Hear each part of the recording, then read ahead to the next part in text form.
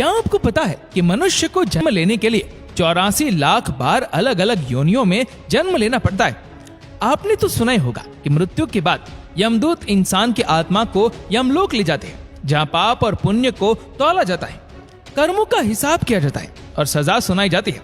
लड़की को परेशान करने पे कौन सी सजा, किसी की संपत्ति हड़पने वाले को कौन सी सजा दी जाती है और किस गुनाह की कौन सी सजा दी जाती है, ये हम आपको आज बताने वाले हैं। लोगों का कहना है कि वेद पुराण को घर पे कभी नहीं रखना चाहिए और ना ही इस किताब को कभी पढ़ना चाहिए। पर ऐसा क्यों? क्योंकि इस किताब को सिर्फ और सिर्फ तब पढ़ा जाता है जब किसी की मृत्यु हो जाती है। मृत्यु एक ऐसा सच जिसे बहुत कम लोग समझ पाए। पुराणों के अनुसार जीवन में अच्छे कर्म करने वाले स्वर्ग में जाते हैं और पाप से भरे जीवन जीने वाले लोग नरक की ओर चले जाते हैं। लेकिन क्या यह सच में ऐसा होता है? क्या आपने कभी यह सोचा है कि मृत्यु के बाद एग्जैक्टली होता क्या है? इस सब के बारे में हम जानते हैं इस एक किताब से, जिसका नाम है गरुड़ पुराण। गरुड़ पुराण 18 महापुराणों में से एक है। गरुड़ पुराण के 2 मेजर पार्ट्स हैं, जिनमें से पहला पार्ट यानी पूर्व खंड में विष्णु जी की भक्ति के बारे में, मेडिटेशन, योग जैसे और भी गहरे ज्ञान के बारे में लिखा गया है। लेकिन गरुड़ पुराण का दूसरा पार्ट उत्तरखंड वो बात करता है राक्षस के बारे में, मृत्यु के बारे में। यमलोक चैप्टर 1। गरुड़ पुराण में विष्णु जी ने ये बताया है कि यमलोक में चित्रगुप्त जी के पास हर इंसान के कर्मों की लिस्ट होती है। उसने कितने पुण्य किए, कितने पाप किए, ये सब कुछ डिटेल में लिखा होता है। चित्रगुप्त की सभा में हर प्राणी के पाप और पुण्य डिस्कस किए जाते हैं और उसके हिसाब से उसके पनिशमेंट को भी डिसाइड किया जाता है। यमराज की सभा में जाने के लिए 4 दरवाजे होते हैं। जो लोग पुण्य आत्मा होते हैं, मतलब जिनके दिल साफ हो, उन्हें पूर्व यानी कि ईस्ट के दरवाजे से जाने को मिलता है। इस रास्ते में गार्डन है, सुंदर हंस है और ये अमृत से भरा हुआ होता है।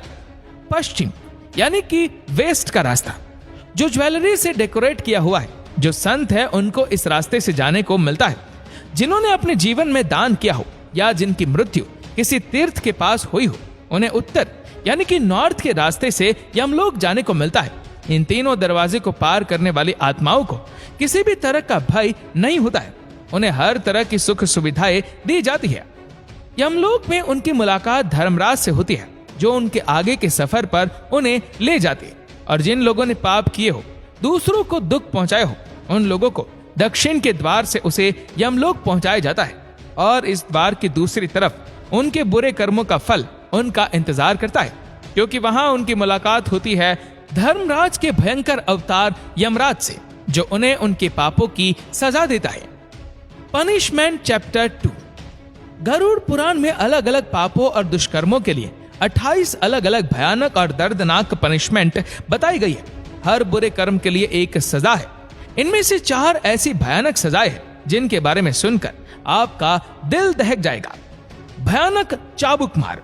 जो लोग दूसरों की संपत्ति चुराते हैं, यम के सेवक उन्हें रस्सी से बांधकर तमिसराम नाम के नरक में भेज देते हैं। उस नरक में उनको चाबुक से लगातार मारा जाता है। उनके बदन को इतना छील दिया जाता है कि उसमें से खून बहने लगे और वह इंसान बेहोश हो जाए। जब उसे होश आता है तो ये सारा प्रोसेस रिपीट किया जाता है, तब तक जब तक उसके सारे पापों की सजा खत्म नहीं हो जाती। दूसरी सजा रौरावम यानी सांपों से डसवाना।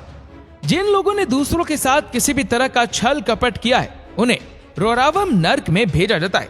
चलते हुए कोयले से भी भरी धरती पर उन्हें फेंक दिया जाता है, जहां वो अपनी जान बचाने के लिए यहाँ वहां भटकते हैं।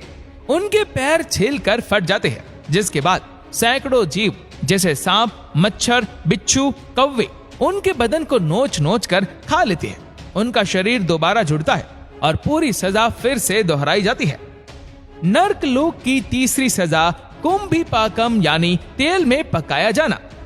जो लोग दूसरे लोगों को अपने फायदे या मजे के लिए नुकसान पहुंचाते हैं, उन्हें कुंभीपाकम नर्क में भेजा जाता है, जहां एक बड़े से बर्तन में उबलते हुए तेल में उन्हें जलाया जाता है।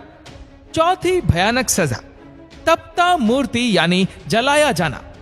जो लोग नाजायज रिश्ते बनाते हैं, अननेचुरल सेक्सुअल एक्टिविटीज करते हैं, उन्हें इस नर्क में जलाया जाता है। तपते हुए अंगारों से तहकती हुई जमीन पर उन्हें बांधकर फेंक दिया जाता है, जहां उनका बदन धीरे धीरे आग में पिघल जाता है। मृत्यु चैप्टर 3। एक व्यक्ति की मृत्यु तय होने के बाद जिस वक्त उसके शरीर से उसकी आत्मा निकलती है, उसके सेंसेस काम करना बंद हो जाते हैं।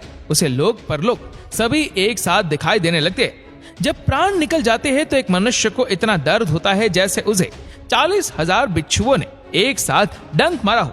मृत्यु के समय यमलोक से 2 यमदूत आते हैं।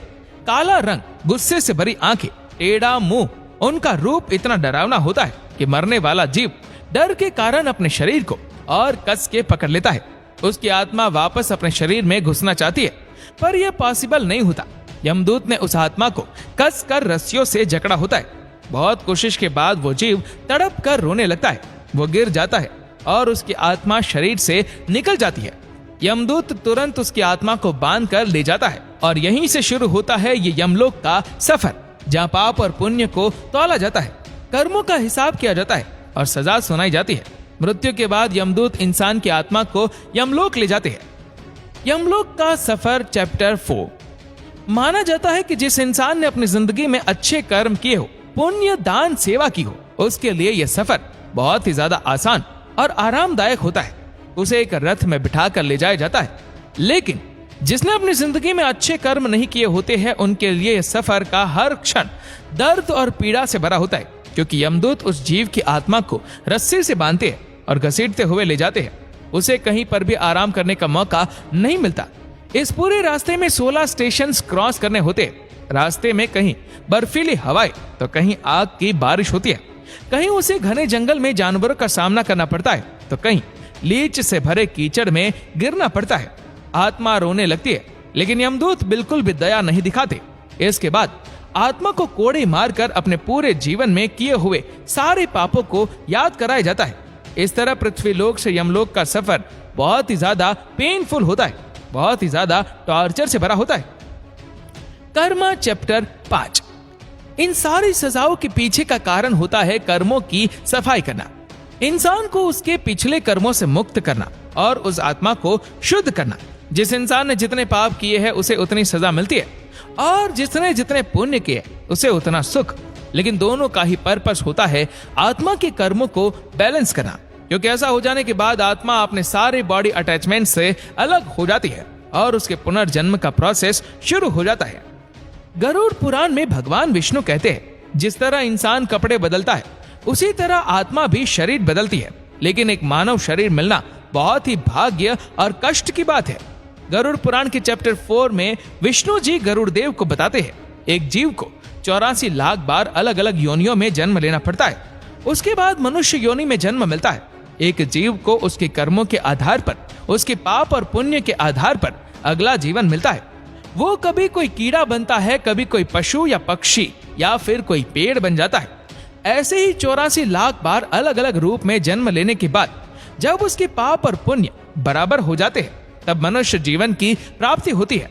गरुड़ पुराण डिटेल में डेथ की बात करती है, पर साथ ही ये हमें कई सारे लाइफ लाइसेंस भी सिखाती है। ये हमें बताती है कि हमें मनुष्य जीवन बहुत मुश्किल से प्राप्त होता है। इस जीवन को किस तरह जीना है, ये चॉइस हम सबकी है।